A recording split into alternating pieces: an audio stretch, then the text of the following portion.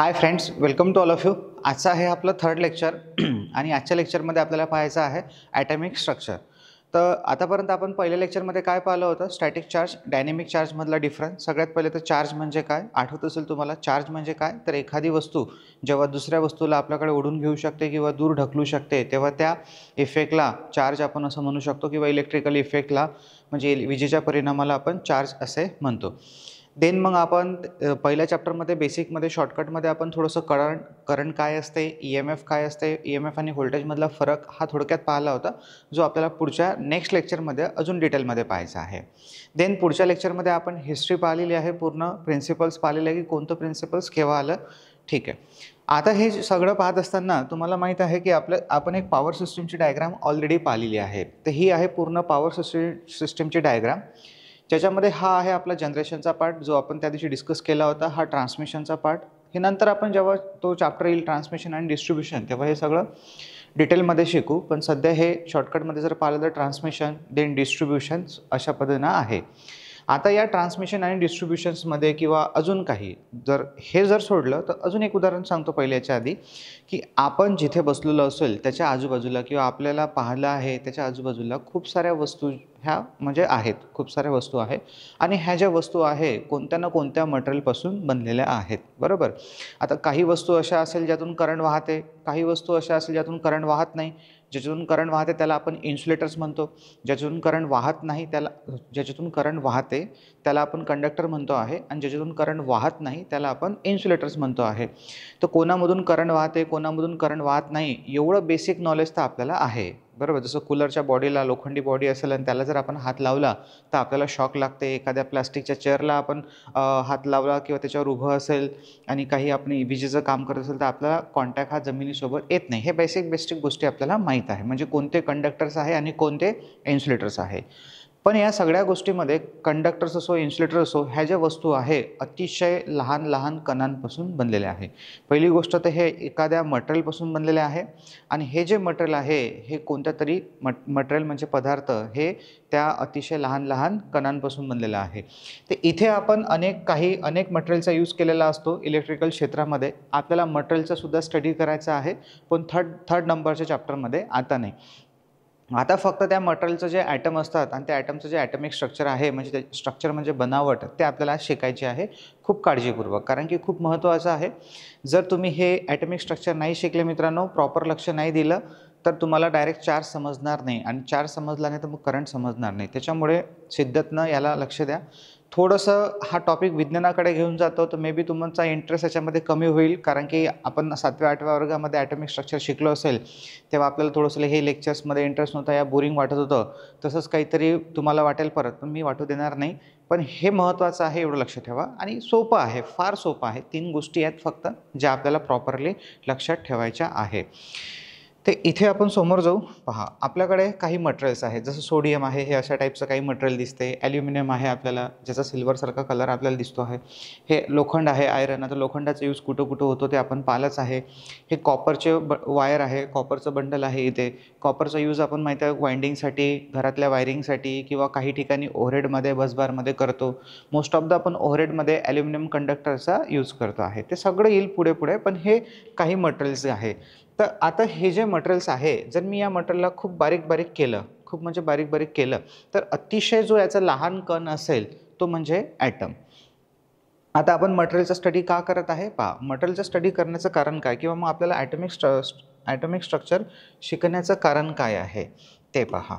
सगळ्यात पहिले तर आपल्याकडे आहे आपली वायर. ओके,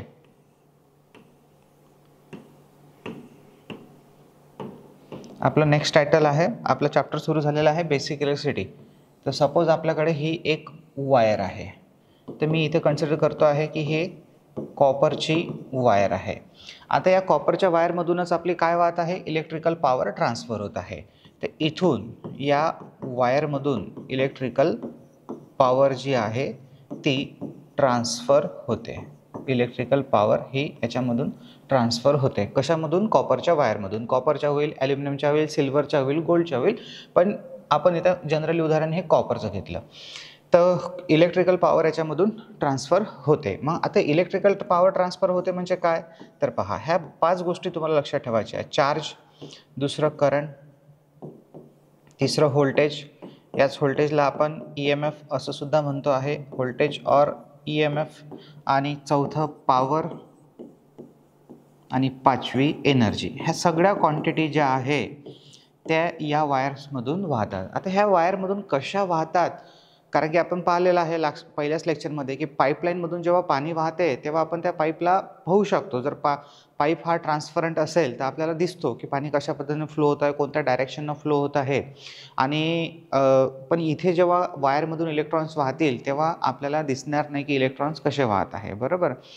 कारण की आता पहा, हा जो ॲटम असतो याचाच आकार एवढा लहान असतो की हा एका टाचणीच्या टोकावर, म्हणजे एका टाचणीच्या टोकावर अब्जावधी ॲटम बसू शकतात.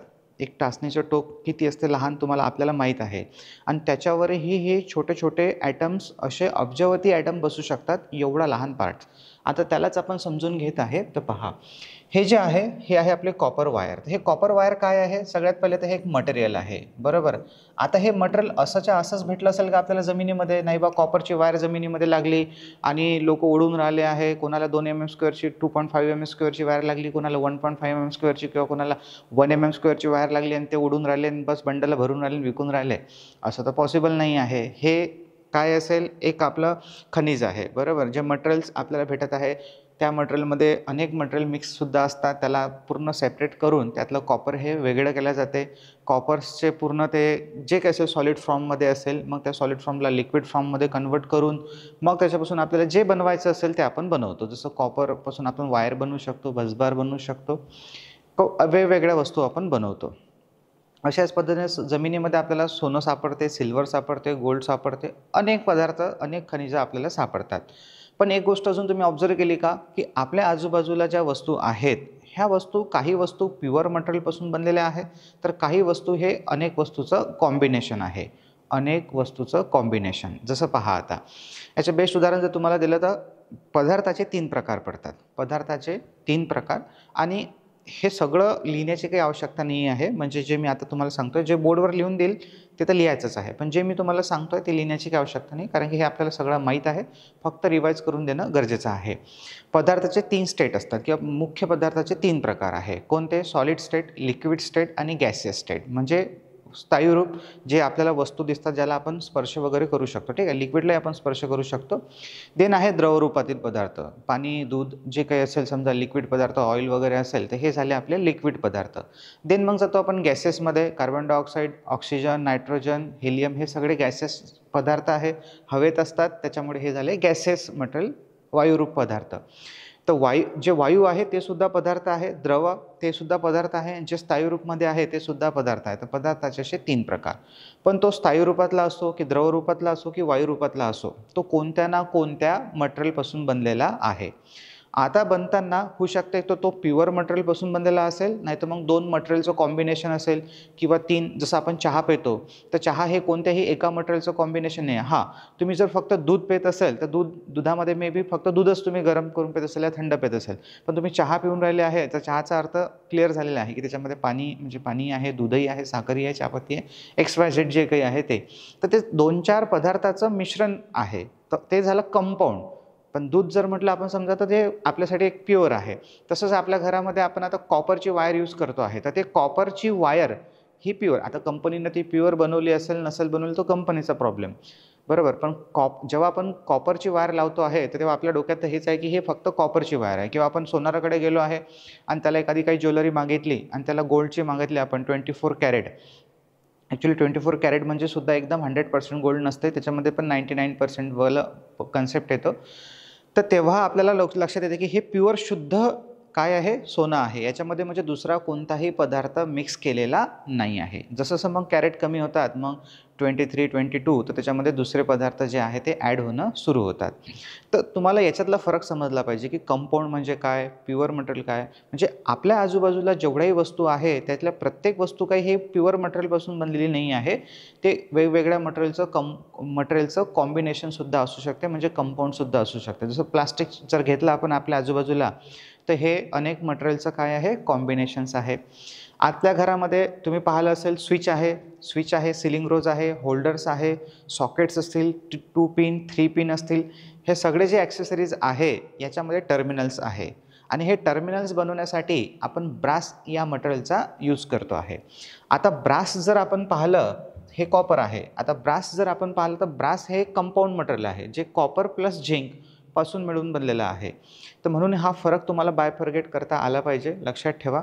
तसं आता हे जे कॉपर आहे हे आपलं एक प्युअर मटेरियल आहे आणि या मटेरियलचा जो अतिशय लहान कण असेल, लक्ष द्या आता काय काय चालू आहे आपलं, या मटेरियलचा जो अतिशय लहान कण असेल, सर्वात लहान कण, की याच्यापेक्षा आता लहान कण आहेच नाही, म्हणजे यालाच पाहायचं असेल तर आपल्याला मायक्रोस्कोपचा वापर करावा लागेल. सर्वात लहान कण, स्मॉलेस्ट पार्टिकल, ठीक आहे. व्यवस्थित एकदम आरामात, खूप सोपं आपण पाहत आहे, काही याच्यात एवढं हे विशेष नाही आहे. सर्वात लहान कण हा स्मॉलेस्ट पार्टिकल आहे. तर हा जो सर्वात स्मॉलेस्ट पार्टिकल असेल याला म्हणतो आहे आपण ॲटम. याचं नावही ॲटम आहे आणि हा आहे ही ॲटमच, ठीक आहे. असतो ना आपण एखाद्या मित्राला म्हणतो की एखाद्याला म्हणतो ॲटमच आहे म्हणते, हा ठीक आहे, तसंही हा ॲटमच आहे. कारण पहा आता ॲटमचा जो शोध आहे हे सगळं हे एका सायंटिस्ट नाही अनेक सायंटिस्टचा रोल आहे याच्यामध्ये. इसवी सन पूर्वपासून सुरू झालं आहे. ओके, आता आपण याच्या हिस्ट्रीकडे जाऊ नये कारण की आपल्याला त्याच्याशी काही एवढं घेणं देणं नाही आहे. आपल्याला फक्त या ॲटमच्या आतमध्ये काय आहे ते पाहायचं आहे. तर हा काय आहे पहा, सगळं लिहून ठेवलेलं आहे बोर्डवर की सर्वात लहान कण आहे हा, इंग्लिशमध्ये सुद्धा लिहिलेलं आहे स्मॉलेस्ट पार्टिकल, ज्याला आपण काय म्हणतो आहे ॲटम. तर आता अजून एक उदाहरण सांगतो तुम्हाला. पहा, हे जे कॉपर मटेरियल आहे हे अशा अतिशय बारीक बारीक कणांपासून थोडंसं बनलं असेल, कणभर, मग नखभर बनलं असेल, मग बोटभर, मग हातभर, अंजुळीभर, असं चाललं ते मटेरियल वाढत वाढत, बरोबर. हे आपले गरिबांचे कन्सेप्ट समजून घेण्याची पद्धत. पण दुसऱ्या टेक्निकल भाषेमध्ये पहा, आता जसं आपल्याला ॲटम समजला, ॲटम म्हणजे पहा मी मोस्ट ऑफ द इंग्लिश शब्दांचा वापर करेल मित्रांनो, मोस्ट ऑफ द, मराठी पण करत आहे. पण मी तुम्हाला आधीच्याही लेक्चरमध्ये सांगितलं आहे की आपल्याला मोस्ट ऑफ द इंग्लिश शब्दांची सवय ठेवा, कारण की तुम्हाला मराठी म्हणजे MCQ सॉल्व करण्यासाठी फार सोपं जाईल. ट्रस्ट करा, कारण की तुम्ही जेव्हा पेपरमध्ये बसले असाल ना, 2 लँग्वेज पॉसिबल नाही आहे. आणि मराठीचा प्रॉब्लेम असा आहे की तुम्ही शुद्ध मराठीतले जर MCQ सॉल्व कराल ना, तुमच्या पल्लेसुद्धा पडत नाही अर्धे MCQ. शुद्ध, एकदम शुद्ध पारगम्यता आणि हे असे शब्द जर आले ना तर तुम्ही कन्फ्यूज होऊन जाता आणि मग आपल्याला त्याच क्वेश्चनला इंग्लिशमध्ये वाचावं लागतो आणि मग प्रश्न सॉल्व खूप वेळ जातो. म्हणून हे शब्द लक्षात ठेवा, नाही तुम्ही एकाच शब्दाला परत मराठीमध्ये आणि इंग्लिशमध्ये बोलत आहे तर त्याच्यात अजून थोडंसं कॉम्प्लिकेशन्स वाढतात. तर हा सर्वात लहान पार्टिकल्स आहे आणि एवढं बेसिक इंग्लिश तर सगळ्यांना माहितीच आहे राजा. आता जर कुणाला स्मॉलेस्ट पार्टिकल नाही समजलं तर थोड्या वेळा अगोदर मी सांगितलंच आहे. तर ॲटम काय आहे, सर्वात स्मॉलेस्ट पार्टिकल आहे, सर्वात लहान कण आहे हा, आणि याच कणांचा काय असतो, एक ग्रुप बनलेला असतो. हे जे ॲटम असतात या ॲटमचा एक ग्रुप असेल. जसं आता आपण पहा, क्लासरूम आहे आपली, तर क्लासरूममध्ये काय आहे, क्लासरूममधला प्रत्येक मुलगा मुलगी हा एक ॲटम आहे. तसाही ॲटम असतो आणि तसा एक उदाहरण समजून घेण्यासाठी आपण काय म्हणत आहे की एक ॲटम आहे, क्लासरूम आहे आणि त्या क्लासरूममध्ये तुम्ही एक विद्यार्थी असाल तर तुम्ही एक ॲटम आहे. अच्छा, मी ॲटम नाही आहे, बरोबर, तू नाही आहे, त्या बाजूचा ॲटम आहे, पण एक कन्सिडर करायला काही हरकत नाही आहे. ते एक ॲटम आहे. ओके, सगळेच त्याच्यातले सगळेच ॲटम आहे. ओके, आता त्या क्लासरूममध्ये काय असते की काही विद्यार्थ्यांचे ग्रुप असतात, बरोबर. म्हणजे 2-4 पोरांचा वेगळा ग्रुप, म्हणजे ते जेवतील, खावतील, अभ्यास करतील सगळे सोबतच, बरोबर. सगळ्या असे काही मुलींचा 5-6 ग्रुप, काही मुलांचा, काही मुलींचे, असे वेगवेगळे ग्रुप पडलेले असतात, बरोबर, ज्याला गँग म्हणतो आपण. तर तसंच इथे काय असतो या ॲटमचा, मग त्या ॲटममध्ये दोन सुद्धा ॲटम असू शकतात, 2 सारखे असू शकतात, 2 वेगवेगळे असू शकतात. आता हे कॉपरचंच मटेरियल आहे तर ऑब्व्हियसली सगळे सारखेच असतील. तर हा जो ग्रुप बनलेला आहे, ग्रुप ऑफ ॲटम, शॉर्टकटमध्ये काय म्हटलेलं आहे आपण याला, ग्रुप ऑफ ॲटम, संच, ॲटमचा संच, मराठीमध्ये नाही लिहिलं, एवढं इंग्लिश तुम्हाला पचते, ग्रुप ऑफ ॲटम. तर हा जो ग्रुप ऑफ ॲटम आहे याला म्हटलं जाते इंग्लिशमध्ये मॉलिक्यूल, म्हणजे रेणू. एवढं बेसिक नॉलेज आपल्याला आलं पाहिजे, ठीक आहे. काय शिकत आहे आपण आता, आपण सुरू करणार आहे ॲटॉमिक स्ट्रक्चर. तर आपल्याला आपला पहिला चॅप्टर कोणता आहे, ठीक आहे, हे टायटल आपण नंतर ज्याला टाकू. तर पहिलंच आपलं चालू आहे बेसिक, ठीक आहे, कन्सेप्ट. तर हे वायर आहे, या वायरमधून आपली इलेक्ट्रिकल पॉवर ट्रान्सफर होते. इलेक्ट्रिकल पॉवर ट्रान्सफर होते म्हणजे या वायरमधून charge, current, voltage, power, energy ह्या सगळ्या गोष्टी वाहतात. पण ह्या कशा वाहतात हे जर आपल्याला समजून घ्यायचं, जसं आपण आता मागच्या लेक्चरमध्ये समजून घेतलं की करंट वाहतो म्हणजे इलेक्ट्रॉनचं वहन होते. तर हे इलेक्ट्रॉन आले कुठून, कुठं चालले, इलेक्ट्रॉनचंच वहन का बरं होते, बाकीच्यांचं वहन होऊ शकत नाही का, ह्या सगळ्या गोष्टीबद्दल आपल्याला शिकायचं आहे. पण हे सगळं शिकण्याच्या अगोदर पहिले या मटेरियलचं नेचर पाहावं लागेल आपल्याला, की नेचर कसं आहे, हा दिसतो कसा, याच्यापेक्षा याचं नेचर कसं आहे ते खूप मॅटर करते. आणि ते जर आपल्याला समजलं, बरं असं हे आता जे आपण कॉपर या मटेरियलचं नेचर शिकत आहे, तर हे कॉपरचंच नाही, सगळ्या मटेरियलचं जे नेचर आहे ते असंच असते, बरोबर. फक्त त्याच्यातल्या इलेक्ट्रॉन, प्रोटॉन आणि न्यूट्रॉनची संख्या जी आहे ती कमी जास्त होते. तर मग आपण आहे वायरवर, वायरला आपण एकदम आरीच्या पत्त्यानं कापलं, एकदम त्यातलं बारीकातला बारीक कण बनवला, केला, एकदम मायक्रोस्कोपनं पाहता येईल तेवढा, आणि त्या लहानात लहान कणाला म्हटलं आहे आपण ॲटम. याचा साईज किती लहान असतो सर, तर मी तुम्हाला मगाशी सांगितलं की एका टाचणीच्या टोकावर अब्जावधी ॲटम्स बसू शकतात. आणि मग या ॲटमचा जो ग्रुप असतो त्या ग्रुपला आपण काय म्हणतो, मॉलिक्युल्स किंवा रेणू. आपल्याला मॉलिक्युल्सशी काही घेणं-देणं नाही आहे, आपल्याला आहे ॲटम. आता जो हा ॲटम आहे यातला आपल्याला झूम करून पाहायचा आहे. या ॲटमच्या आतमध्ये काहीतरी आहे. ओके, असते ना आता आपल्याला क्युरिओसिटी की एखाद्या गोष्टीच्या आतमध्ये काय आहे. एखादा फोटो जरी तुमच्याकडे आला तरी तुम्ही त्याला मोबाईलमध्ये एकदम फाटेपर्यंत झूम करून पाहता, बरोबर, की काही दिसते का आजूबाजूला आपल्याला, बरोबर. तर याच ॲटमला आपल्याला आता काय करायचं आहे, थोडंसं झूम करून पाहायचं आहे नेक्स्ट स्लाईडवर. तर याला जर आपण झूम करून पाहिलं तर तो काहीतरी आपल्याला असा दिसेल. ठीक आहे, आता मी याची डायग्राम डायरेक्ट काढलेली आहे.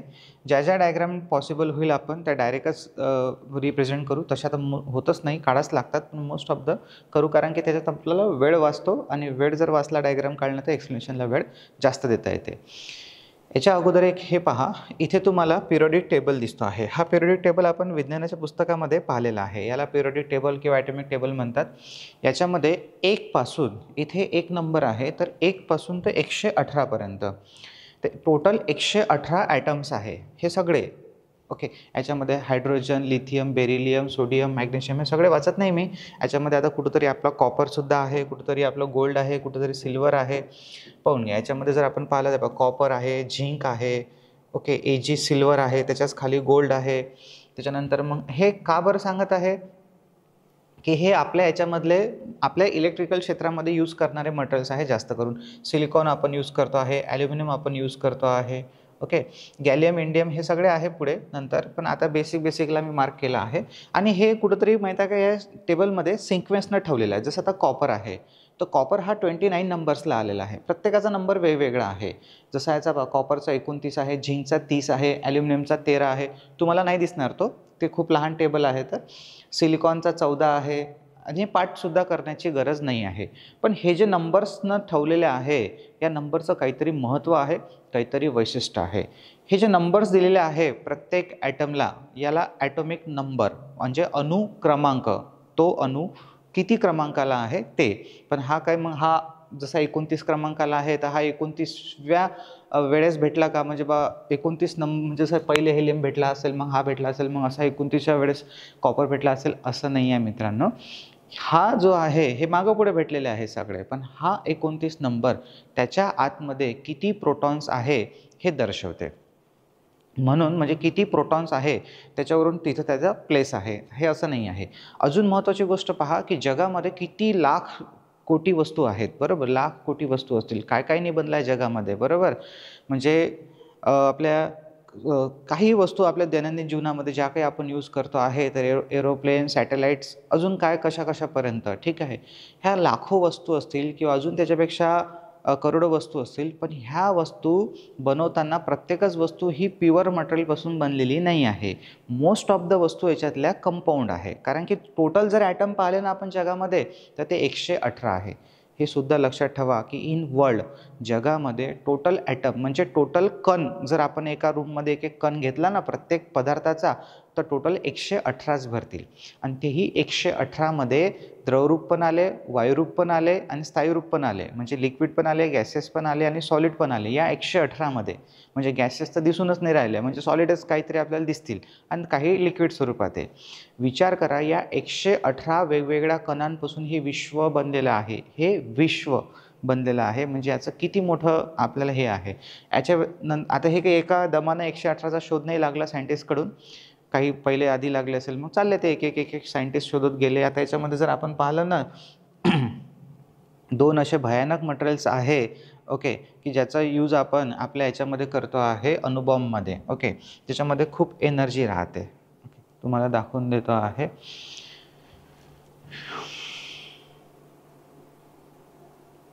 सारणीमध्ये युरेनियम हे इथं दिसते आहे, युरेनियम आणि थोरियम 92 नंबरला आहे.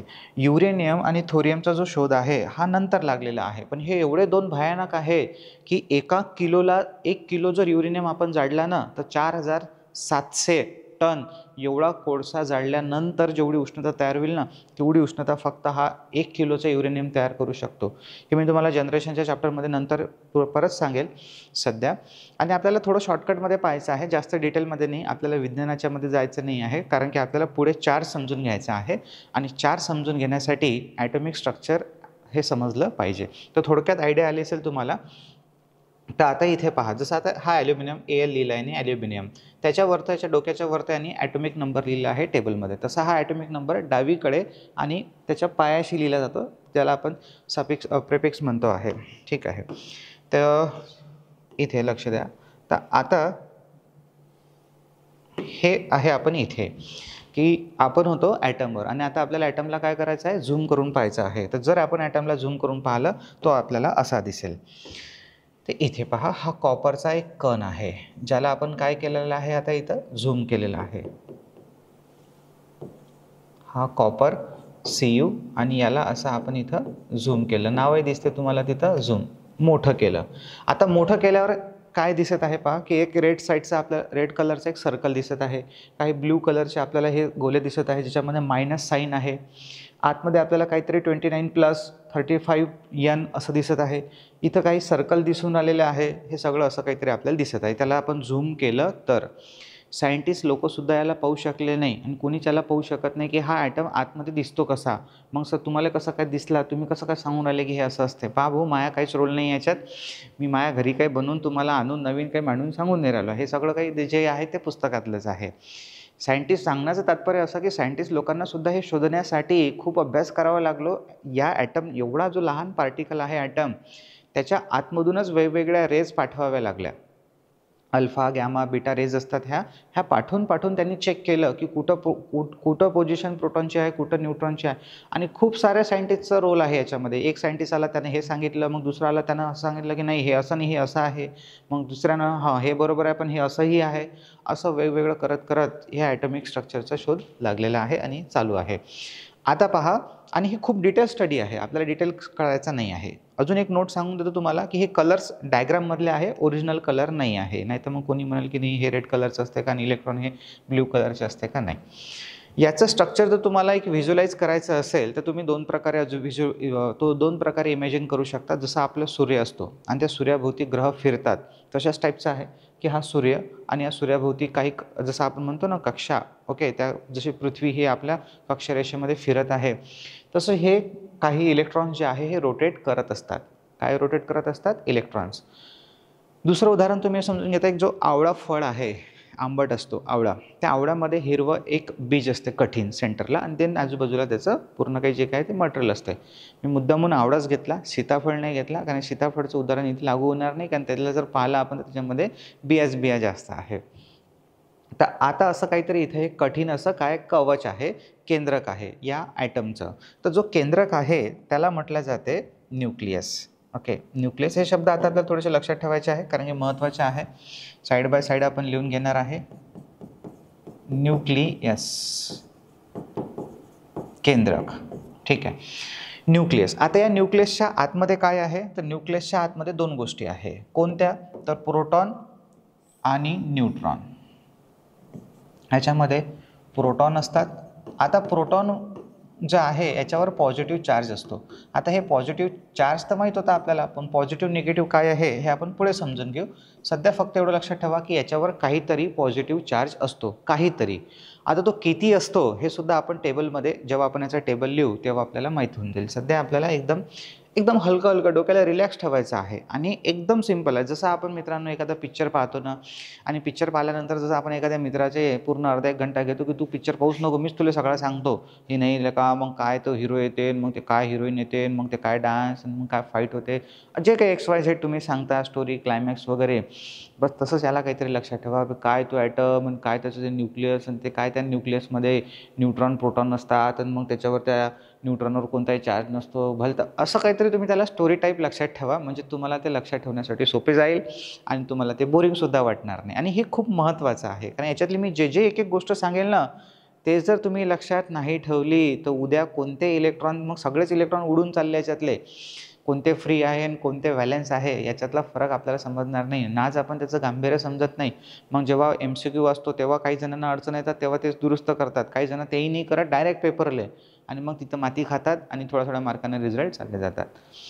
तर प्रोटॉन आहे. त्याच्यानंतर मग याच्या आतमध्येच न्यूट्रॉन आहेत.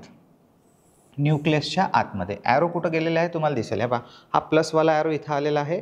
N म्हणजे न्यूट्रॉन, प्रोटॉन. आता याला मराठीत लिहिण्याची गरज नाही मित्रांनो, तुम्हाला वाटत असेल तर तुम्ही लिहू शकता. ठीक आहे. आणि प्रोटॉनला मराठीमध्ये काय म्हणतात तर ते सुद्धा विचारू नका. ठीक आहे, एवढंच लक्षात ठेवा, प्रोटॉन, न्यूट्रॉन. तर हे आहे आपल्याकडे न्यूट्रॉन आणि हे प्रोटॉन. न्यूट्रॉनचं वैशिष्ट्य आहे की याच्यावर कोणताही चार्ज नसतो. No charge. नो चार्ज म्हणजेच हा न्यूट्रल आहे. असते ना आपल्या घरामध्ये एक फेज वायर असते, एक न्यूट्रल वायर असते. फेजला हात लावला तर शॉक लागते, न्यूट्रलला हात लावला तर शॉक लागत नाही. ज्याचा शॉक लागत नाही आपण त्याला न्यूट्रल असं म्हणतो आहे. तर हा न्यूट्रल आहे, याच्यावर कोणताही चार्ज नाही आहे. आता फेजचा शॉक का लागते सर, न्यूट्रलचा का लागत नाही, याचंसुद्धा आपण पुढे पाहू. फक्त बर्दाच्या गोळ्या आपल्यासोबत ठेवा. सगळं काही इच एंड एव्हरी तुम्हाला पुढे पूर्ण क्लिअर होईल, एवढा माझा विश्वास आहे. कारण मला तुम्हाला सांगितलंच मी आधी. तर न्यूट्रॉनवर कोणताही चार्ज नसतो, प्रोटॉनवर हा पॉझिटिव्ह चार्ज असतो. देन तुम्हाला हे जे सर्कल दिसत आहे काळ्या कलरचे, याला म्हटलं जातं, ह्या लाईन्स याला म्हटलं जाते कक्षा. लक्षात ठेवा बरं, हे एक महत्त्वाचं आहे. कक्षा म्हणजे याला मराठीमध्ये कक्षा आणि इंग्लिशमध्ये जर म्हणायचं असेल ऑर्बिट ऑर शेल म्हटलं जाते. Orbit or shell. ठीक आहे, शेल म्हणा ऑर ऑर्बिट म्हणा. ठीक आहे, इथपर्यंत आलो आपण. आणि हे जे आहे आता पहा, याच्यामध्ये एकच ऑर्बिट आहे का, नाही. हे एक पहिली कक्षा, हे दुसरी, हे तिसरी आणि ही चौथी, अशा वेगवेगळ्या कक्षा याच्यामध्ये आहेत. जसं ही पहिल्या नंबरची, ही दुसऱ्या नंबरची, ही तिसऱ्या नंबरची आणि ही चौथ्या. मग सर प्रत्येक ॲटममध्ये, आता हा ॲटम आहे, आता प्रत्येकाचं स्ट्रक्चर असंच काहीतरी आहे. प्रत्येकामध्ये न्यूक्लियस आहे, प्रत्येकाच्या न्यूक्लियसमध्ये न्यूट्रॉन, प्रोटॉन आहे. कोणाच्याच कोणत्याच ॲटमच्यामध्ये असं नाही की बा याच्यामध्ये प्रोटॉन आतमध्ये आहे तर कोणाच्यामध्ये तरी बाहेर असतील, नाही. सेम स्ट्रक्चर आहे, फक्त इलेक्ट्रॉन प्रोटॉनची संख्या, न्यूट्रॉनची संख्या चेंज होत राहते. ते इलेक्ट्रॉन प्रोटॉनची संख्या चेंज झाल्यानंच पदार्थाचं स्वरूप चेंज होऊन जाते. गोल्ड आहे, लोखंड आहे. लोखंड हे गोल्ड बनू शकत नाही, बरोबर, कारण की त्याच्यामध्ये इलेक्ट्रॉन प्रोटॉनची संख्या वेगळी आहे आणि गोल्डमध्ये वेगळी आहे. प्रत्येकाचं पहा स्ट्रक्चर बनावट एकच आहे, पण त्याच्यातल्या जे इलेक्ट्रॉन प्रोटॉनची संख्या आहे त्याने त्याचं रूप, त्याचं महत्त्व खूप चेंज केलं. एवढंसं 1 ग्रॅम सोन्याचा भाव 10,000वर आहे आणि 1 ग्रॅम लोखंडाला काहीच व्हॅल्यू नाही आहे. 1 किलोही म्हटलं तुम्ही तर 40 आणि 50,000 रुपये भेटेल तुम्हाला. विचार करा तुम्ही. हां, पण 1 किलो, तर ह्या अशा गोष्टी आहे. 1 किलो दोन्ही जर तुम्ही फेकून मारले तर लागणार दोन्ही चांगलेच आहे. तर पहा 1, 2, 3 आणि 4. तर प्रत्येक ॲटममध्ये 4च कक्षा असतील अशा नाही आहे मित्रांनो. होऊ शकते कोणत्या ॲटममध्ये एकही कक्षा असेल. जसं हे आपण जर हायड्रोजन घेतला तर एकच कक्षा असेल. पण म्हणून सांगतो आहे, कोणामध्ये एकही कक्षा असू शकते, कोणामध्ये दोनही असू शकते, कोणामध्ये 3, 4, 5, 6, 7, मॅक्स टू मॅक्स 7 कक्षा असू शकतात अकॉर्डिंग टू सुबोध. आपण सुबोधही वाचलं असेल तर तुम्हाला कळलं असेल की त्या पहिल्याच चॅप्टरमध्ये तुम्हाला ॲटॉमिक स्ट्रक्चर दिलेलं आहे. तिथे खूप सोप्या भाषेमध्ये तुम्हाला ॲटॉमिक स्ट्रक्चर दिलेलं आहे आणि ते तेवढंच आपल्याला लक्षात ठेवायचं आहे. आपण सर सुबोधमधूनच शिकणार आहे का, तर नाही मित्रांनो. सुबोधच्या भरोश्यावर आता रिझल्ट काढणं पॉसिबल नाही आहे. सुबोध झाला आता, ते बेस आहे. त्याच्या पुढे आपल्याला बेस आहे, कामाचं आहे असं नाही म्हणत आहे, ते बेस आहे. त्याच्यापुढे आपल्याला खूप काही शिकायचं आहे. कारण आपल्याला स्टेट आणि सेंट्रल गव्हर्नमेंटच्या पोस्टसाठी तयार करायची आहे. आणि जी पूर्ण बॅच आहे आपले IITची, ही आपल्याला पूर्ण पॉली लेवलला मॅच करायची आहे. कारण विद्यार्थी म्हणतात की सर आपल्याला खरंच एवढं कठीण येईल का, तर आता तुम्ही प्रिव्हियस इयर पेपर पाहिलेले आहे आणि तुम्ही सेंट्रल गव्हर्नमेंटचे पेपर पहा, तुम्हाला कळेलच की आपल्याला लेवल काय आहे. तुम्ही काय शिकले पाहिजे याच्यापेक्षा तुम्हाला काय शिकवलं पाहिजे हे मला चांगल्या प्रकारे माहीत आहे. त्याच्यामुळे मी जे तुम्हाला चांगलं शिकवेल, जे शिकवेल ते तुम्ही फक्त त्याला तेवढं करत चला. जिथं कुठं एखादा कठीण टॉपिक आला ज्याचं महत्त्व जास्त नाही आहे, फक्त एकदमच काहीतरी एक्स्ट्रा ऑर्डिनरी आहे बा की नसल्यापेक्षा असला म्हणून लक्षात ठेवा, तेव्हा त्याला मी सांगेलच की बा याला तुम्ही एवढं काही इज्जत देऊ नका, याला तुम्ही फक्त जस्ट एक गो थ्रू मारून घ्या, याच्यावर नजर मारून घ्या बस आणि सोडून द्या याला, त्याच्या मागं काही लागू नका. असे सुद्धा काही कन्सेप्ट येतील. काही कन्सेप्ट डायरेक्ट रट्टा मारण्यावर येतील की त्याच्या मागं काहीच मागं पुढे पाहू नका, बस याला असं असं असा रट्टा मारून टाका. ठीक आहे. आता कोणी जर विचारलं की सर अनुक्रमांक कॉपरचा किती आहे, पाठ करण्याची तशी काही गरज नाही, पण हे बेसिक आहे. कॉपरचा ॲल्युमिनियमचा माहीत असलाच पाहिजे आपल्याला. तर विचारला आहे पेपरमध्ये. आता कॉपरचा अनुक्रमांक 29च काऊन आहे असं जर क्वेश्चन विचारला तर मग त्याला भाऊ खतम आहे, त्याच्या उत्तराला खतम आहे. काऊन सर कॉपरचा अनुक्रमांक 29च आहे आणि ॲल्युमिनियमचा? भाऊ जगामध्ये त्याचं नेचर आहे तसं, निसर्गामध्ये निसर्गाने त्याला तसं बनवलेलं आहे. निसर्गामध्ये त्याच्यामध्ये जर आपण सायंटिस्ट लोकांनी अभ्यास केला तर त्याच्यामध्ये 29 प्रोटॉन भेटले, 29 इलेक्ट्रॉन भेटलेले आहे. तर त्याचं नेचरच तसं आहे. ज्याचं नेचरच तसं आहे त्याला तुम्ही काऊन असं आहे असं नाही विचारू शकत ना. तो त्याची बनावटच तशी आहे, ज्याच्यामध्ये आपल्याला सापडलेला आहे. कोणत्या माणसानं त्या कॉपरच्या ॲटमला बनवलं थोडी आहे, तो सापडला आहे निसर्गामध्ये, त्याचा आपण स्टडी केला तर त्याच्यामध्ये आपल्याला असं सापडलं. म्हणून असे जर काही क्वेश्चन असेल तर हे खतम आहे. दुसरी गोष्ट पहा, तर तुमचे हे छोटे छोटे डाऊट्स आहे सांगणं खूप गरजेचं राहते, नाही तर हे डाऊट्स मग माझ्यापर्यंत येतात. तर इथे तुम्हाला म्हटलंच मी की डाऊट तुमच्या डोक्यामध्ये आला तर हे कुठेतरी मी काहीतरी डेटा मिस केलेला आहे सांगताना, एवढं कन्फर्म असतं. आता पहा इथे किती कक्षा आहेत, मग 4. तर अशा 5 असू शकतात, 6 असू शकतात, 7 असू शकतात. ठीक आहे. असं काही नाही आहे. मॅक्झिमम याच्यामध्ये किती कक्षा असू शकतात? मॅक्झिमम 7 ऑर्बिट पॉसिबल किंवा मॅक्झिमम 7 ऑर्बिट इन्क्लूड म्हणा, म्हणजे समाविष्ट, पॉसिबल म्हणजे आहेत.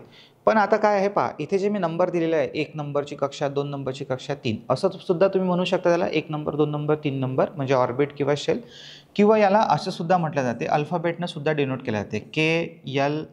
KLMNOPQ अशा पद्धतीनं. के पासून स्टार्ट केलेलं आहे, ए पासून नाही. काऊन सर के पासून स्टार्ट केलेलं आहे? एवढ्या काही भाऊ सायंटिस्टकडे जाऊ नका. मे बी असं आहे की कोणाच्या डोक्यात डाऊट येईल की सर काऊनच के घेतला. भाऊ हे सगळं सायंटिस्टनं बनवलेलं आहे. त्याच्या डोक्यात आलं, बिचाराच्या डोक्यात की के पासून मी स्टार्ट करतो, त्यानं केलं के पासून स्टार्ट. आपलं काय जाते आपलं वाया? काऊन मग त्यानं ए पासूनच काऊन नाही स्टार्ट केलं? असं जर केलं तर आपल्याला कधीच पोस्ट भेटणार नाही आहे. ठीक आहे. नाही, काही जणांच्या डोक्यामध्ये अशा क्युरियोसिटी असतात, मी ऑफलाईन बॅचला सुद्धा पाहतो. तर KLMNOPQ तुमच्या डोक्यात जे डाऊट आहे ना मित्रांनो, ते माझ्या 12 वर्षाच्या शिकवण्याचा अनुभव आहे. 12पेक्षा जास्त 2011 पासून मी टीचिंग करत आहे. तर मला माहीत आहे आणि मी असे नगीने पाहिलेले आहे बॅचमध्ये की काय त्याच्या डोक्यात डाऊट येईल काहीच सांगता येत नाही. आणि त्याला त्याच्या डाऊटचं समाधान द्यावंच लागते, करावंच लागते, नाही तर मग ते त्याच डाऊटमध्ये गुंतून मरतात. ठीक आहे. तर हे लक्ष ठेवा. पहा, पहिल्या नंबरची कक्षा म्हणजे के, दुसऱ्या नंबरची यल, तिसऱ्या नंबरची यम, चौथ्या नंबरची यन. तर तुम्ही के पासून स्टार्ट करा, KLMNOPQ असं चालू राहतं. तर मी तुम्हाला सांगितलं की प्रत्येकामध्ये 4च कक्षा असतील असं नाही आहे. 1ही असू शकते, 2ही असू शकते, 3ही असू शकते, किंवा 4-5 जे काही असेल ते. मग सर किती, काही कन्फर्म नाही का? हो, जेवढे इलेक्ट्रॉनची संख्या जास्त असेल तेवढं जे आहे तेवढेच कक्षा याच्यामध्ये जास्त असतील. आता पहा, हा जो कॉपर आहे, ह्या कॉपरचा आपण स्टडी करत होतो. या कॉपरला आपण आता इथे झूम करून पाहत आहे. एक सेकंद. ठीक आहे, लक्ष द्या. हा जो कॉपर आहे हा असा मी थोडासा डॉट काढलेला आहे. ओके, म्हणजे कॉपर हा एक आपला ॲटम आहे. इकडे याला झूम करून आपण असं पाहत आहे. ठीक आहे. हा कसा दिसतो डॉट, पण या कॉपरच्या खाली मी लिहिलेलं आहे तसं 29. ठीक आहे. इथे दिसते तुम्हाला हा डॉट आहे.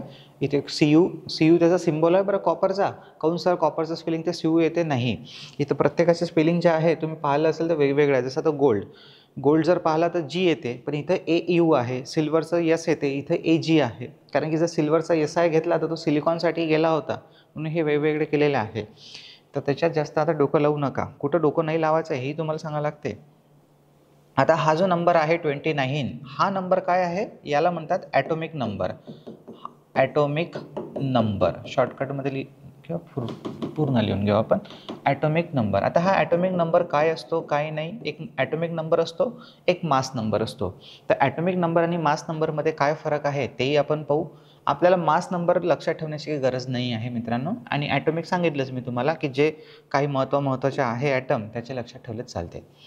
तर हा जो 29 नंबर आहे हा सांगतो या नंबरला म्हणतो आपण ॲटॉमिक नंबर, आणि atomic number equal to number of protons, म्हणजे त्या ॲटमच्या आतमध्ये किती इलेक्ट्रॉन्स आणि किती प्रोटॉन्स आहे ते सांगण्याचं काम ॲटॉमिक नंबर करतो. इथे लिहू आपण atomic number equal to number of protons. काऊन सर नंबर ऑफ इलेक्ट्रॉन्स नाही का? नाही, नंबर ऑफ प्रोटॉन्स. हां, हालाकी जेवढे प्रोटॉन तेवढेच इलेक्ट्रॉन्स असतात. समजा जसं आता आपण कॉपर घेतला तर कॉपरचा अनुक्रमांक आहे 29. जर तुम्हाला विचारलं की याच्यामध्ये सांगा रे बा प्रोटॉन किती आहे, P for proton, E for electron, P for proton, E for electron, तर प्रोटॉन किती आहे आणि इलेक्ट्रॉन किती आहे, तर तुम्ही काय सांगणार? 29 दिसते ना, तर 29च याच्यामध्ये प्रोटॉन आहे. जर समजा याच्यामध्ये मी एक ॲल्युमिनियम मटेरियल घेतला असता, एक सेकंद, याला थोडंसं पद्धतशीर लिहू आपण. आजूबाजूला हे गेलं इकडे, हे आलं इकडे, आणि याच्या बाजूला लिहू आपण ॲल्युमिनियम Al13. तर आता याला असे 2 ॲरो केले आणि इथे लिहिलं P आणि E, आणि तुम्हाला विचारलं का रे याच्यामध्ये किती प्रोटॉन आहे, सांगता आले पाहिजे राजा. तो 13 नंबर म्हणजे जो नंबर दिसून राहिला तेवढेच प्रोटॉन. ॲटॉमिक तो 13 काय आहे, तर तो 13 ॲटॉमिक नंबर आहे, आणि atomic number equal to number of protons. एवढं बेसिक येते, आणि आपण कितीही गरीब असलो, जरी आपला ITI नसेल झाला, आता आपण करत असेल तरी त्याला समजलं पाहिजे आणि समजते. तर हे 10वी पास झाले आहे तुम्ही, तर प्रोटॉनची संख्या किती आहे? 13. इथे आता मग प्रत्येकाचं असंच आहे. मग मी तुम्हाला झिंक म्हटलं, झिंकचा अनुक्रमांक 30 आहे, तर किती आहे प्रोटॉन? 30 आहे, बरोबर. अशा पद्धतीनं हायड्रोजन घेतलं, अनुक्रमांक 1 आहे, किती प्रोटॉन आहे? 1 आहे. अशा पद्धतीनं तर जेवढा त्याचा नंबर दिसेल तेवढे त्याच्यामध्ये काय आहे? प्रोटॉन्स आहे. मग सर इलेक्ट्रॉन किती असतात? तर पहा मित्रांनो, मोस्ट ऑफ द जेवढेही हे 118 ॲटम आहे, या 118तले जर काही अपवाद सोडले, तर जसं कार्बन हे मटेरियल आहे, जर काही मटेरियल काही ॲटम अपवाद सोडले तर मोस्ट ऑफ द सगळ्यांमध्ये जेवढे प्रोटॉन तेवढेच इलेक्ट्रॉन असतात. Most of the. आता ते कोणते अपवाद आहे आणि कोणामध्ये सारखे आणि कोणामध्ये वेगळं आहे, परत तिकडे जाण्याची गरज नाही आहे. तसंच हे ॲटॉमिक स्ट्रक्चर आपल्यासाठी खूप मोठं आहे, बरोबर. आपण जे शिकत आहे तेच खूप बऱ्यापैकी शिकत आहे. अजून त्याच्यापेक्षा डिटेलमध्ये जाऊन आपल्याला त्यात काही PhD करायची नाही आहे. तर आता याच्यामध्ये किती, आता हे कॉपरही अपवाद नाही आहे, ॲल्युमिनियम अपवाद नाही आहे, झिंकही नाही आहे. ओके, जसं एक उदाहरण आहे त्याचं कार्बन, तर त्याच्यासाठीच आपण तिकडे लक्षात ठेवू. पण इकडे जे आहे, आणि कार्बनचे काही असे आहे की त्यातही इलेक्ट्रॉन प्रोटॉनची संख्या सारखीच असते. पण तुम्ही पेपरमध्ये ॲक्युरेट उत्तर दिलं पाहिजे, कन्फ्यूज नाही झाले पाहिजे, म्हणून बारकावे आहे ते पेपरमध्ये. तुम्हाला पेपरमध्ये कन्फ्यूज केला जाईल, तर कन्फ्यूज व्हायचं नाही.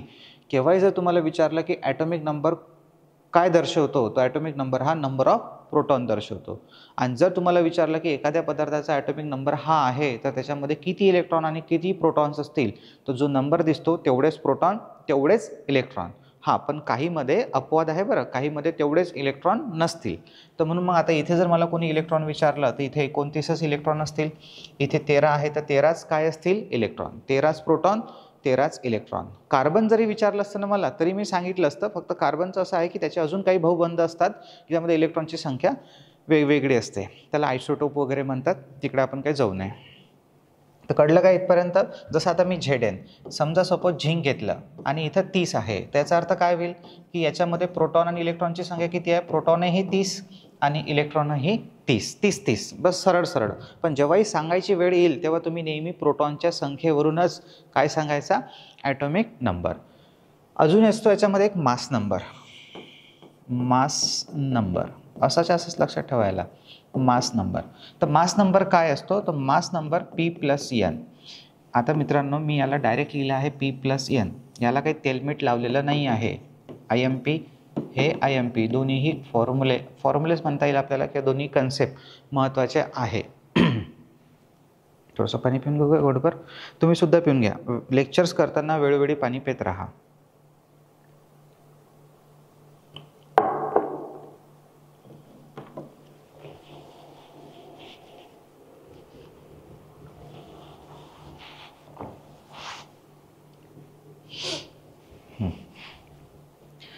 तर लक्ष द्या, हे जे आहे मास नंबर, याला असंच लक्षात ठेवा.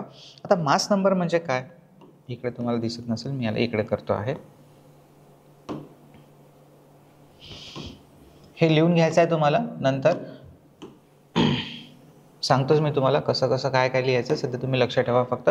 अजून महत्त्वाची गोष्ट की एवढे खराब सवय लागलेल्या असतात आपल्याला की मी जर इथं पी लिहिला आणि पीला जर दांडी केली असेल तर तुम्ही लगेच पी लिहिता, लगेच त्याला दांडी करता. यन असेल, यनला जर डबल घोटलं असेल तुम्ही लगेच घोटता. अरे बा, एवढंही नका करू. हे कुठं तुम्ही आता काही मी काय कुठं पाहून नाही चाललं ना, तुम्ही कुठं नाही आहे. हे रेकॉर्डेड लेक्चर्स आहे. ऑब्व्हियसली तुम्ही त्याला रिपीटसुद्धा करू शकता, लिहू शकता, बरोबर, थांबून लिहू शकता.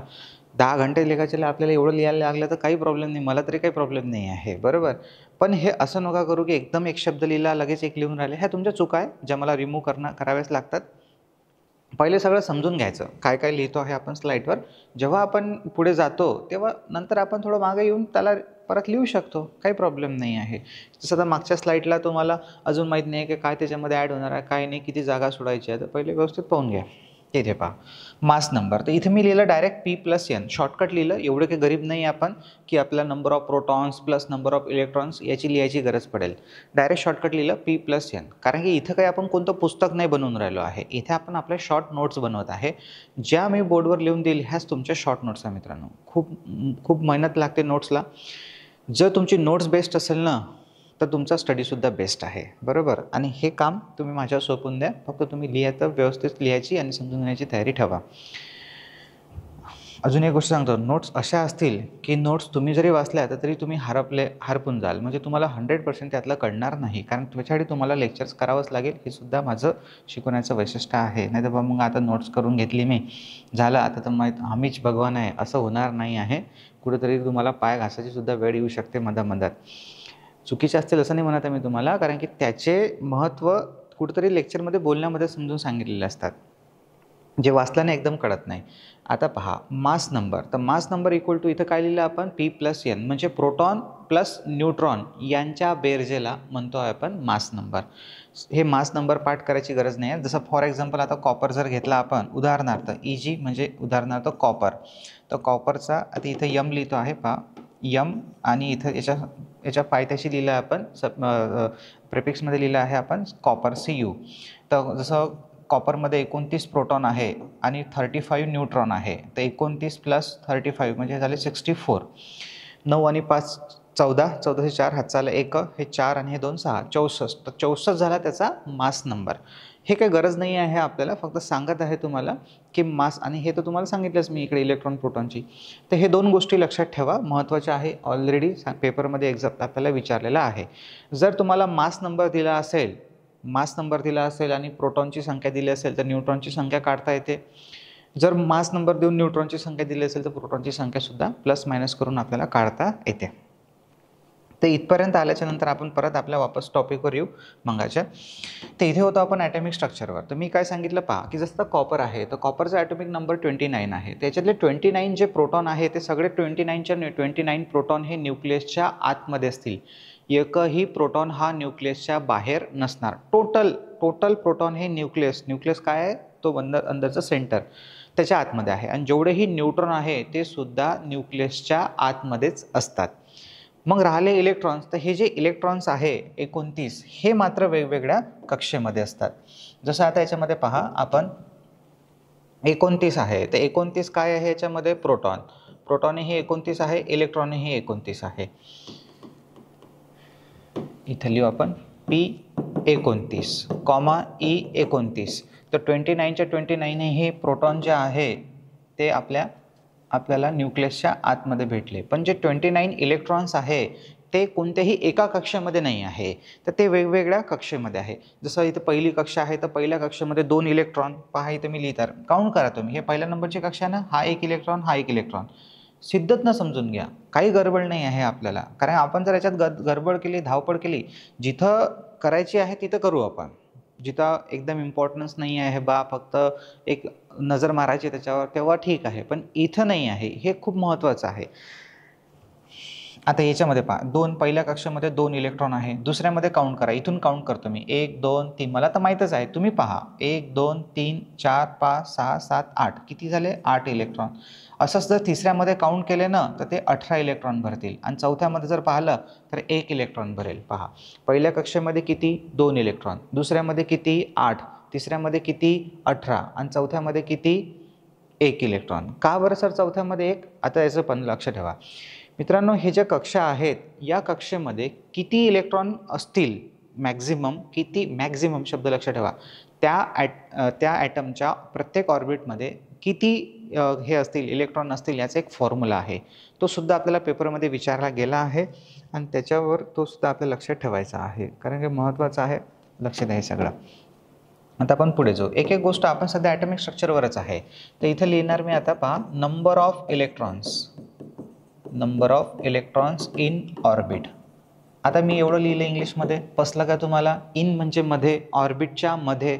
काय? नंबर ऑफ इलेक्ट्रॉन्स म्हणजे मराठीत जर समजलं, मराठीत जर कोणाला लिहायचं असेल तर आता पहा, मी इथे लिहिलं जरी नसेल मराठीत तरी मी बोलतो आहे मराठी, तर तेव्हा तुमचं काम आहे ते तुम्ही लिहून टाकणे. काय आहे? नंबर ऑफ इलेक्ट्रॉन म्हणजे एकूण इलेक्ट्रॉनची संख्या कक्षेमध्ये एकूण इलेक्ट्रॉनची संख्या, असं तुम्ही त्याला लिहू शकता, number of electrons in orbit. तर त्याचा काढण्याचा फॉर्म्युला आहे 2n². याला तुम्ही कॅपिटल एन ने दर्शवू शकता. एक सेकंद,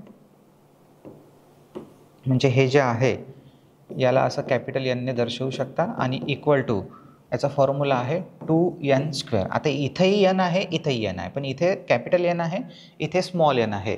तर हा जो स्मॉल एन आहे हा त्या कक्षेचा क्रमांक सांगतो आहे आणि जो कॅपिटल एन आहे तो त्याच्या इलेक्ट्रॉनची संख्या सांगतो आहे.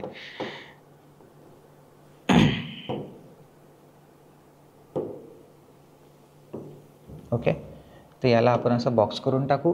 Number of electrons in orbit. Number of electrons किती आहे? Number of electrons in orbit n बरोबर 2n². तर हा प्रत्येकाचा अर्थ कळला पाहिजे आपल्याला. इथं काय आहे तर हा जो n आहे हा आहे कक्षेचा क्रमांक, म्हणजे ऑर्बिट नंबर म्हणा और शेल नंबर म्हणा. इंग्लिशमध्ये लिहून राहिलो मित्रांनो कुठं आणि कुठं जिथं गरज आहे, कक्षेचा क्रमांक. ठीक आहे. आता जसं पहा, किती कक्षा आहेत त्या कॉपरमध्ये? 4 आहे. किती? पहिली कक्षा तर मग त्याला n बरोबर 1 म्हणा. ठीक आहे, इथं लिहिणार आपण. तर n बरोबर 1. मग दुसरी कक्षा आहे दुसऱ्या नंबरची, मग तिसरी कक्षा n बरोबर 3, चौथी कक्षा म्हणजे n बरोबर 4, असं चाललं सो ऑन. आता पाचवी कक्षा पण असेल याच्यामध्ये, n बरोबर 5, असं सो ऑन. तर जवळपास 7 कक्षेपर्यंत. पण तुम्हाला म्हटलंच की या कक्षेला आपण k, l, m, n, o अशा पद्धतीने पण डिनोट करू शकतो. एक तर नंबर्सने डिनोट करा 1 2 3 4 किंवा मग k, l, m, n, o p ने. आता हे k l न काय केलं आपण? k, l, m, n न जर डिनोट केलं तर फॉर्म्युल्यामध्ये थोडी आपण k पुट करू शकतो. फॉर्म्युल्यामध्ये तर आपल्याला व्हेरिएबलच्या ठिकाणी व्हॅल्यू पुट करावी लागते, म्हणून मग तिथे आपल्याला नंबरची सुद्धा गरज पडते. आता पहा, काय फॉर्म्युला आपल्याकडे? कॅपिटल N बरोबर 2n². मी जर स्क्रीनच्या बाहेर गेलो असेल तर काही प्रॉब्लेम नाही, तुम्हाला स्क्रीन दिसली पाहिजे कुठं. ठीक आहे, कारण आपल्याला पूर्ण युटिलाइज करायची असते कधी. ठीक आहे, नाही सर मग तुम्ही दिसूनच नाही राहिले, अरे मी इथंच आहे, आवाज येऊन राहिला ना, मी इथंच आहे. ठीक आहे, हां. तर n बरोबर 1. तर हा n म्हणजे कॅपिटल N आहे, जो इलेक्ट्रॉनची संख्या दर्शवते. पहा, फॉर्म्युला 2n². एवढे गरीब विद्यार्थी असेल की काही विद्यार्थ्यांना फॉर्म्युल्यामध्ये व्हॅल्यूसुद्धा टाकता येत नाही. आता हे सगळं तुम्ही बेसिक शिकून राहिले, मी तुम्हाला भविष्यात मॅथमॅटिक्ससुद्धा शिकवणार आहे नंतर. इथे लक्ष द्या, 2n². हा जो फॉर्म्युला आहे मित्रांनो 2n², तर हा वर्ग आहे, याला वर्ग म्हणतो आपण, स्क्वेअर म्हणतो. कोणाचा स्क्वेअर आहे? हा nचा. या 2 आणि n मध्ये काही सिम्बॉल नाही आहे, म्हणजे चिन्ह नाही आहे. प्लस, मायनस, गुणाकार, भागाकार 4 चिन्ह जे आहे ते नाही आहे. म्हणजे याच्यामध्ये गुणाकार आहे, हे लक्षात ठेवायचं. जर प्लस असतं तर त्याच्यामध्ये प्लस आहे, मायनस असतं तर मायनस आहे, भागाकार असतं तर भागाकार आहे. पण काही नाही आहे म्हणजे त्याच्यामध्ये गुणाकार आहे. आता हे जे बेसिक जे विद्यार्थी असतात थोडेसे हुशार, जे कॉप्या न करता पास झाले त्यांना माहीत आहे, पण जे एकदमच कॉपी बहादूर आहे त्यांना हे सगळं काहीच माहीत नाही आहे, म्हणून ते सगळं सांगण्याची गरज पडते. तर आता याच्यामध्ये व्हॅल्यू पुट करायची. तर पहा, हा 2 जसाच्या तसाच, दोघांमध्ये चिन्ह गुणाकाराचं नाही आहे म्हणजे गुणाकाराचं यांची व्हॅल्यू किती आहे? 1. तर 1चा वर्ग. आता 2 गुणिले 1चा हे सांगणं गरजेचं आहे. पटापट सांगू शकता तुम्ही डायरेक्ट मग नंतर, पण पहिल्या वेळेस थोडं सिद्धच पाहावं लागते. आता 1चा वर्ग 1. वर्ग करणं म्हणजे त्याच नंबरनं मल्टिप्लाय करणं. आता काय होईल इथं? 2 गुणिले 1 2. म्हणजे याच्यामध्ये पहिल्या कक्षेमध्ये किती इलेक्ट्रॉन्स आले? 2 इलेक्ट्रॉन्स. आता पहा दुसऱ्या कक्षेमध्ये फॉर्म्युला तोच, n बरोबर 2n². तर 2 गुणिला या यांच्या जागेवर 2 ठेवला आपण, यांच्या जागेवर 2 ठेवला, 2चा वर्ग. 2चा वर्ग किती होईल? 4. 4 2 8. म्हणजे दुसऱ्या कक्षेमध्ये किती आले? 8 इलेक्ट्रॉन. असंच तिसऱ्यामध्ये, चौथ्यामध्ये, पाचव्यामध्ये असं येणार आहे. ठीक आहे, आता मी याला 5वा काढून टाकतो थोडंसं इथून. बस चौथा आणि तिसरा एवढेच घेऊ आपण, ठीक आहेच, मग ते तुम्ही काढू शकता. तर तिसऱ्यामध्ये पाहू आपण किती येतात, तर n बरोबर 2n². तर 2 गुणेला nची व्हॅल्यू किती आहे 3, 3चा वर्ग सांगा किती झाले आता हे 3चा वर्ग 9, 3 गुणिले 3 म्हणजे 3 तिरी 9 आणि 9 दोन्ही 18. तर तिसऱ्या कक्षेमध्ये किती 18. परत इकडे पहा 2n². सगळ्याची काढून देण्याची गरज नव्हती पण ठीक आहे तरी, कारण मला याच्यातून काहीतरी तुम्हाला समजून सांगायचं आहे. हे स्टेप आहेत गणिताच्या. पहिले फॉर्म्युला लिहिला, मग व्हॅल्यू पुट केली आणि मग त्याला सॉल्व केलं. पहिले वर्ग सॉल्व करायचा मग बाकीचं, ठीक आहे. तर 4चा वर्ग 16, 16 दोन्ही 32. तर याच्यामध्ये चौथ्या कक्षेमध्ये किती इलेक्ट्रॉन्स आले 32. तर पहा आता पहिल्या कक्षेमध्ये 2 इलेक्ट्रॉन, दुसऱ्यामध्ये 8, तिसऱ्यामध्ये 18 आणि चौथ्यामध्ये 32. हे जे इलेक्ट्रॉनची संख्या आली हे यांची मॅक्झिमम संख्या आहे. एवढेच इलेक्ट्रॉन त्याच्यामध्ये असतील हे सुद्धा सत्य नाही आहे मित्रांनो, लक्ष ठेवा. एवढेच इलेक्ट्रॉन त्याच्यामध्ये असतील तेवढं सत्य नाही आहे, कारण की हा फॉर्म्युला एक्झॅक्टली हा फक्त एक मॅक्झिमम इलेक्ट्रॉन दाखवते बरोबरच, पण मॅक्झिमम इलेक्ट्रॉनची संख्या दाखवते. तेवढेच इलेक्ट्रॉन त्याच्यामध्ये असतील हे तसं नसते. हे मी तुम्हाला थोड्या वेळानंतर प्रूव्ह करून देतो काय कसं आहे. तर पहा पुढे लक्ष द्या. आता इथे आलो आपण. जसं पहा किती आहेत इलेक्ट्रॉन 29. मग 29 इलेक्ट्रॉन आहे तर करा, टाकत चला. त्याला आता बाय फॉरगेट करा, कॉन्फिगरेशन म्हणतो आपण इलेक्ट्रॉनचं. तर या 29 पैकी 2 इलेक्ट्रॉन गेले कुठं पहिल्या कक्षेमध्ये, मग राहिले किती 27. मग अजून 8 गेले दुसऱ्या कक्षेमध्ये, ठीक आहे. म्हणजे मग आता किती राहिले आपले 19. अजून मग तिसऱ्या कक्षेमध्ये गेले 18. तर 18 गेले तिसऱ्या कक्षेमध्ये, मग राहिलं किती 1. पाहून घ्या, बेरीज करा. 2 आणि 8 किती झाले 10. टोटल किती आहे 29. बारकाने लक्ष द्यावा बरं, ऐकून राहिलो म्हणजे ऐकून राहिलो असं नाही करायचं आहे. आणि पूर्ण ॲक्टिव्ह राहा. मी तुम्हाला पहिले सांगितलं आहे की जे तुम्ही शिकून राहिलेलं आहे ते खूप कामाची गोष्ट आहे.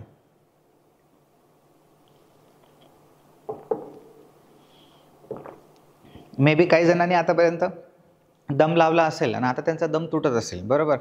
काय यार कधीचं हे चालू आहे ॲटम आणि ॲटममधले इलेक्ट्रॉन्स, बरोबर. याला जर तुम्हाला पहिला चॅप्टर आठवते तुम्हाला, पहिल्या लेक्चरमध्ये आपण इलेक्ट्रॉन शिकलो होतो. इलेक्ट्रॉनच्या वनाला करंट असे म्हणतात.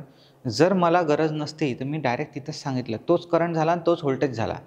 काही गरज नाही मित्रांनो की हे 3-3 लेक्चर लावून तुम्हाला एवढ्या डिटेलमध्ये समजून सांगण्याची, कारण मला माहीत आहे की जर तुम्हाला एवढ्या डिटेलमध्ये सांगितलं तर भविष्यात येणारा प्रत्येक कन्सेप्ट तुम्हाला खूप चांगल्या प्रकारे समजते.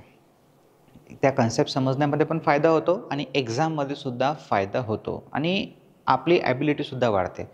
हे सांगणं म्हणजे 10 मिनिटाचं सुद्धा काम आहे. मग 10 मिनिटात पण निपटू शकतो. पटापट हे असं असं आहे आणि असं आहे आणि बस खतम, बरोबर नाही. तर तुम्ही कुठेतरी त्याला पहा की बस सर आपल्याला किती डिटेलमध्ये सांगत आहे. आपलं काम आहे त्याला समजून घेणं. तुम्ही जर त्यातला इंटरेस्ट खतम केला तर मग ते तुमच्यासाठी बोरिंग आहे आणि मग काय, तर मग ते आपलं काहीच कामाचं नाही आहे. कशा प्रकारे इलेक्ट्रॉन बाय फॉरगेट होऊन राहिले, कशा पद्धतीनं ते बसले, मग काय सांगून राहिले सर की बा शेवटच्या कक्षेमध्ये फॉर्म्युला असतो, मग त्याच्यामध्ये तेवढे इलेक्ट्रॉन बसतात पण तेवढेच नसतात, कधी कधी तेवढे नसतात. तर हे काय पिक्चर आहे समजून घ्या. याच्यामध्ये क्युरियोसिटी ठेवा. आपण ना खूप मतलबी आहे. थोडंसं सांगतो, जर तुम्ही जाम झाले असेल, बोर झाले असेल तर मधामधात आपण स्टोरी पण घेऊ कधी कधी. आता सध्या तिसरंच लेक्चर आहे, ठीक आहे. ज्याला गडबड आहे तो डायरेक्ट फॉरवर्ड करेल, स्किप करेल आणि फक्त कन्सेप्टवर लक्ष देईल. जो माझा विद्यार्थी तो आहे, मी नेहमी तुम्हाला ऑफलाईनसारखं ट्रीट करेल आणि ऑफलाईनसारखं आहे बा तसं समजून सांगेल, एकदम जवळचे विद्यार्थी म्हणून. तर एक उदाहरण सांगतो तुम्हाला. आपण एवढे मतलबी आहे ना, आपण म्हणजे सगळेजणं. कसं सर आहे तर खरीच, कारण की तुम्हाला सांगतो पहा, एक उदाहरण बेसिक सांगतो. समजा जर आपण एखाद्या कंपनीमध्ये कामाला गेलो, कामालाच जा लागेल, ठीक आहे, नोकरी म्हणतो आपण त्याला, पण ते कामच आहे.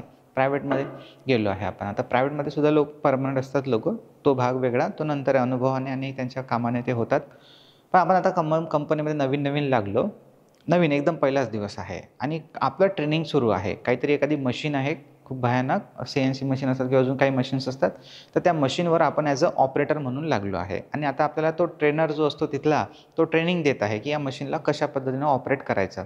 एकट्याला नाही, कमीत कमी 10-12 जणांना तो सांगून राहिला ट्रेनर की बा हे असं असते, हे ऑनचं बटन आहे, हे ऑफचं बटन आहे, रिव्हर्स फॉरवर्ड, यानं असं होते, त्यानं तसं होते, यानं स्पीड वाढते. तुम्ही ऐकू राहिले. तुम्ही 10 मिनटं थोडीशी ताकद लावली, 10 नाही 1 घंटा ताकद लावली. मग थोड्या वेळानं काय आहे, तुमची ताकद कमी झाली. यार कधीचं झालं, बस झालं ना, आता हे मशीन असतं चालू करायचे, समजलं ना, चालू करायचे बंद करायचे. पण त्याच्यापेक्षा चालू बंद करण्यापेक्षा काही त्याच्यामध्ये जेव्हा एमर्जन्सी कंडिशन येते त्याच्यावर सुद्धा तुम्हाला फोकस करावं लागेल, बरोबर. असं करता करता जर तो सांगून राहिला, त्यानं जर म्हटलं की पाहिजे हे जर बटन तुम्ही दाबलं तर हे मशीन उलटी फिरते आणि उलटी जर फिरली तर तुमचा हात त्याच्यामध्ये जाऊ शकतो, हात तुटू शकतो, कापू शकतो, ओके, तुमचं डोकंसुद्धा जाऊ शकते, डॅमेज होऊ शकते, असं जर तुमचं ॲक्सिडेंट होऊ शकते, तुम्ही मरू शकता, असे जर शब्द त्यानं वापरले ना तर लगेच तुम्ही टाईट एकदम, हां काय काय सर डबल सहा कोणतं बटन आहे ते, बरोबर, तुम्ही एकदम म्हणाल कोणतं बटन आहे, बरोबर, म्हणजे तुम्हाला का जीवावर आली ना आपल्या, बरोबर, आपला एकदम फोकस हलला होता. आणि आता जसं म्हटलं की आपला जीव जाऊ शकते आणि आपला हातपाय तुटू शकते, ओके, आपली गर्दनसुद्धा कापल्या जाऊ शकते, तर आपण लगेच फोकस झालो की नाही ते कोणतं बटन आहे दाखवा पहिले, म्हणजे मी त्याला हात लावणार नाही. आतापर्यंत आपण पूर्ण त्याला हलक्यात घेत होतो, बरोबर. म्हणून सांगतो आहे की आपल्या जीवावर जेव्हा येतो ना तेव्हा आपण मतलब येऊन जातो, खूप फोकस्ड होऊन देतो आहे. पण ॲक्च्युअली फोकस हा तुम्हाला 100% सुरुवातीपासून तर शेवटपर्यंत ठेवायचा होता. तसं इथं कुठेतरी असंच असंच काहीतरी इथं बरं आहे बरं. एकदम सुरुवातीपासून आपल्याला एकदम फोकस ठेवायचा आहे की काय आहे एक्झॅक्टली, बरोबर, आणि तेवढंच तुम्हाला लक्षात ठेवायचं आहे. या थोडंसं 2-3, 3-3 मिनिटाचं प्रवचन होतं, संपलेलं आहे. आता आपण आपल्या टॉपिकवर येऊ. कारण की कुठेतरी मधामधात हे असे चिल्लर ब्रेक घेत राहावे लागतात, 1-1, 2-2 मिनिटाचे. तर इथे पहा, तर पहिल्या कक्षामध्ये किती गेले 2, दुसऱ्या कक्षेमध्ये गेले 8, किती झाले 10. मग आता पहिल्या कक्षाची कॅपॅसिटी किती होती, 2 इलेक्ट्रॉनची 2 बसले, बरोबर. मग तिसऱ्याची किती होती 8, 8 बसवले. मग राहिले मग आता किती राहिले होते आपल्याकडे 19. मग तिसऱ्याची कॅपॅसिटी किती आली होती 18. 9 3 3 9, 9 2 18, 18 तर 18 टाकले तिसऱ्यामध्ये. मग आता राहिलं किती आपल्याकडे 5 झाले किती 10 आणि हे 18, 28 आणि टोटल आहे किती 29. मग एकच इलेक्ट्रॉन राहिला ना, तर जो एक इलेक्ट्रॉन आहे तो कोणत्या कक्षेमध्ये आला, चौथ्या कक्षेमध्ये. काहून सर चौथ्यामध्ये बसून टाकायचं होतं, याच कक्षेमध्ये आला, तिसऱ्यातच कशाला त्याच्या एकट्यासाठी एवढी कक्षा. मी नाही बसवलं हे, ना कोणत्या सायंटिस्टनं बसवलं, मी तुम्हाला आधी सांगितलेलं आहे की हे निसर्गामध्ये सापडलं आणि हा काही ॲटो नाही होय की त्याच्यामध्ये 3च्या जागी 9 जातील, बरोबर. सरको थोडंसं आगे पीछे हो जाओ मॅडम सर, बरोबर, आणि चालले त्याच्यामध्ये 7-8 जणं, तर हा काही ॲटो नाही आहे, बरोबर, हा ॲटम आहे. त्याच्यामुळे याच्यामध्ये बाकायदा त्याची इज्जत त्याला द्यावीच लागेल, ओके. तर तो एकटा का उरला असेल ना, तर त्याला आपण असं नाही म्हणू शकत की भाऊ तू याच्यातच थोडंसं ॲडजस्ट होऊन जा, तो त्याच्याचमध्ये जाणार. कारण त्यांचं फिलिंग जे असते, इलेक्ट्रॉनचं फिलिंग, याचं फॉर्मॅट असतो, ओके. त्या फॉर्मॅटनुसारच त्याला फिट करावं लागतं. लक्षात आलं का? तर अशा पद्धतीने हे इलेक्ट्रॉनचं काय झालं, बायफर्गेशन झालेलं आहे. आता मी तुम्हाला पुढे अजून याच्यामध्ये समोर सांगणारच आहे काय कसं आहे. तर जसं आता आपण एक उदाहरण घेऊ अजून ॲल्युमिनियमचं.